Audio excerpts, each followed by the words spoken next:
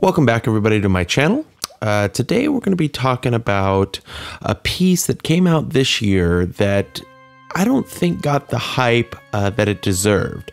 There was plenty of people out there who did find good use for it and built display pieces and found ways to incorporate it and things like that. But overall, it didn't seem to sell all that well.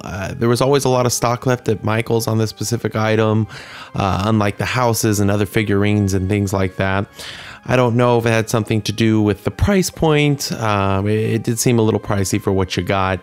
I don't know, maybe it was display issues, trying to theme it, find a good place for it in your village to justify the space it was going to take up. I don't know.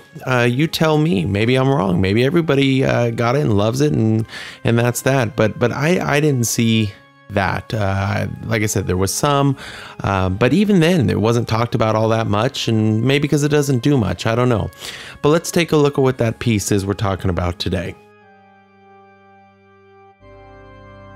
So here we have the Lemax Spooky Town Windmill. It's super cool. It's a little tall. It's like about almost 10 inches. So it kind of has some nice contrast in the village. But it doesn't do much, and maybe that's part of the problem. It doesn't light up. There's no LED lighting or anything like that. The windmill itself does not spin. It'll spin freely, but it's not automated. I don't know if that has something to do with it as well. I think that would have made a big difference for folks if you know, it had the ability to spin and light up and actually have more to it to justify the price. But it does have some cool details like the signs and you know, the what looks like wood going up to build it, and has a little platform on the bottom. It's cool. It really is. Again, I don't see what was wrong with it other than maybe the price. But let's open it up and see what we got. Okay, so we just opened it up. It had the typical Lemax Velcro strap, the thin plastic cover like you see on most of their houses and things like that. The packaging, I like the way it fits in there. You know, sometimes you'll buy a figurine or something, it's just kind of loose in there. It could break on the way home, right?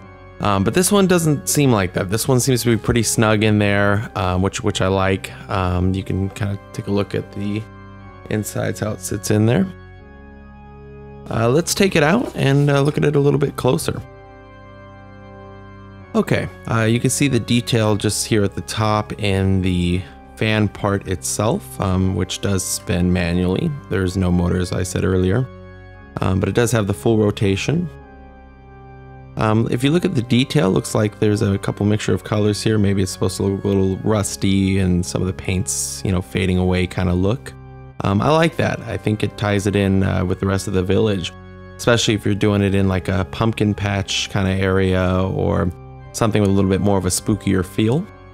As we kind of make our way down here, we have a danger sign with a little owl on it, and then a beware of falling blades. I guess maybe they're referring to that. Has a little spider on it, and let's take a look at that base. We already got a rat on there. It looks like a rock, maybe a little bit of grass. So there is some detail to be had here. Overall, it's great. I think it's about I think around 10 inches or so tall. But again, I think the problem is that it doesn't do much, right? I mean, it would disappear in a dark spot of a village, and then, you know, if you're going to theme it with something spooky, those tend to be a little bit darker or have, you know, dimmer kind of lighting. It could disappear on you. So which means you would, you know, maybe put a little light on it, like one of those Lemax black lights or something like that, or maybe your own LEDs. I don't know. You know, this group here is really creative here in the Lemax world, all you guys out there. And there has been some people that have done some great things with these. Like, I've seen them in corn mazes and different parts of people's villages, and you just kind of sit there and you go, wow, you know, like super creative. I can't believe I didn't think of that, you know. And when I saw it originally at Michael's, which is where we purchased it, I loved it instantly. I really did. I thought it was kind of unique. You don't see windmills every year, you know, and I thought there could be a place for it. I think, though, when you look down and you see the price tag, let me pull that up here. Okay, so it came out at $34.99. I don't know, I think that's a little steep to justify what you're getting for that, you know, with no movement, no lighting. I mean, it's basically a sign with a windmill on the top, you know. I don't know that that justifies $34.99. It then went on sale for $24.49.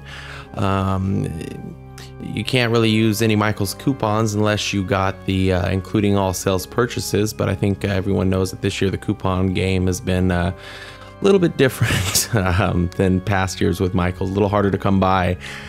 Not everybody was getting them. I know I had that issue. You know, I saw some other villagers get, you know, 60% off when these things first came out, and they don't send them to everybody. And that's a little unfair, I think. You know, they're always running the 20% off, but that's regular price purchases. And when this is on sale, it doesn't do you any good. And if you're there buying a house or, you know, some elaborate thing like that, to throw on another, you know, almost 40 bucks with tax for a windmill seems a little steep, you know, for what you're getting. And that probably plays a pretty big part in why it wasn't as popular as I thought it should have been. But pushing price aside, I think that there is a lot that could be done with this kind of piece. It's really nice. You know, I like the fact that you can adjust this, you know, depending on your setup, you know, what the look is that you want. It's definitely one of those pieces where you're going to have to do some stuff, you know, around it to make it, you know, what it could be. But it's a good starting point. I think so. But you tell me. You know, did you buy one? What did you do with it? So show me some pictures, post in the comments. Did you not buy it? Was it the price? Was it, you know, issues with theming? Like I said earlier, I mean, what was it? But overall, I like the build. I believe it's like some kind of poly resin or something like that. Let me see here. I think that's what it is. Yeah, so it's a poly resin.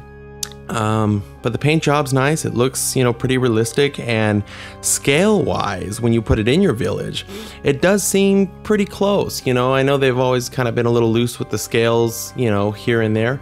But this one I thought overall fit pretty well. So with that said, let me know in the comments what you think. If you bought one, if you like it, you didn't like it. Maybe I'm way off on this. You know, I'm just kind of basing this off of, you know, the groups that I'm a part of with the Lemax stuff, and, you know, what people have been buying and posting about, and, you know, what they've done with this house or that house or this figurine. And this one just didn't pop up as much, at least not as much as I thought it might. But I don't know. You tell me. So next I'll show you what I did with the windmill. Me and my wife built a corn maze by hand. It was our first time making any kind of display. If you want to see a video on that, let me know in the comments.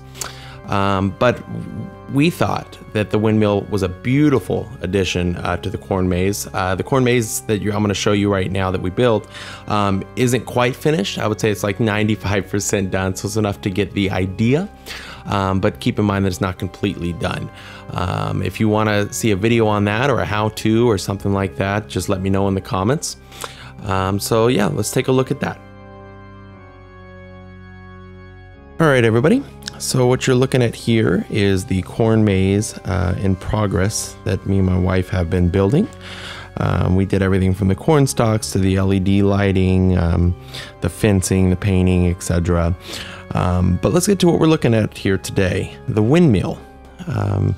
As you can see in the corn maze, we kind of put it back there on the left and installed a green LED light to kind of give it an accent, because like I was telling you earlier, you know, you could probably use something to kind of give it some life, because it doesn't light up, it doesn't do anything like I told you before, so it needs a little help, I think. But I don't know, this was just one idea. This is just how we did it. I'm sure there's a lot better ways out there. You know, I'm a newbie, you know, when it comes to this kind of displays and stuff like that. I've been a collector forever, but as far as making my own displays, you know, this is definitely new territory. So tell me your ideas. What could I have done differently? What would you do with it? You know, do you like this? You know, do you not like this? Let me know in the comments. And like I said, if you want to see a video on a how-to on how we built the corn maze, let me know. It's not done. We still got to add a little bit more corn and just some touch-ups. But other than that, I'll turn out the lights here so you can kind of see the full effect. This was our use of the windmill. Let me know. Was it underrated? Was it not? Did you buy one? Did you not? All right, let's hit the lights and see what we got. All right, everybody. Here's a shot with the lights dimmed. I'm filming during the day today, so I can only darken as much as possible here. But hopefully it's enough to give you the full effect and the idea. Something like this could be paired up with the, I think it's called the Jack's Pumpkin Patch, or any kind of pumpkin themed house would be great. I know there's quite a few collectors out there who love the pumpkin patch stuff and, you know, all the pumpkin themed, you know, so again, it's kind of about what you do with it, right? This has always been a creative hobby, and, you know, Lemax will make, you know, the initial accessories and houses, but what can you do with it? Where can it go from there? We use our imaginations to do the best we can, and this beautiful community shares so many great ideas, including this corn maze. You know, there was a couple on one of the groups who made a corn maze with a similar idea, and that's what kind of inspired us to take that idea and do something slightly different with it. Doesn't make it better or worse, just different. And this is how it came out. And we think it's going to go great in the village this year. We're getting it done here just in time to start setting things up. But yeah, that's kind of, you know, my thoughts on the windmill. It's a beautiful piece. I think there's real no reason not to have it in the arsenal at the very least, other than the price. You know, I think everyone knows that the prices have kind of gone up a little bit, right? I don't know if that's due to COVID or due to, you know, new management. Who knows? But as the customer, we love the Lemax stuff, and we're going to keep pushing forward and keep, you know, adding to our collections and doing great things with them. So show me what you did. Share your ideas. Share your thoughts. You know, what could have made this corn maze better? You know, or is it great? Do you like it the way it is? You let me know. And thank you so much for visiting my channel and taking the time to watch this video. Don't forget to hit subscribe if you like this kind of content. Always looking for new ideas for the channel and places to go and things to do with it. So you let me know what you want to see, and we'll make it happen. Thank you so much. I appreciate your time. See you on the next one.